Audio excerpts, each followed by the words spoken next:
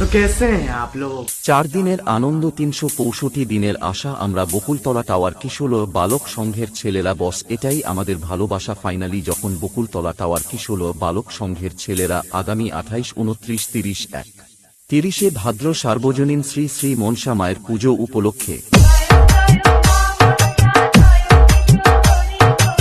LS status centre Gangasagar আগামী 28 ভাদ্র সকাল 9 ঘটিকায় মায়ের ঘট উত্তোলনের সঙ্গে থাকছে মহাকাল ব্যান্ড পার্টি।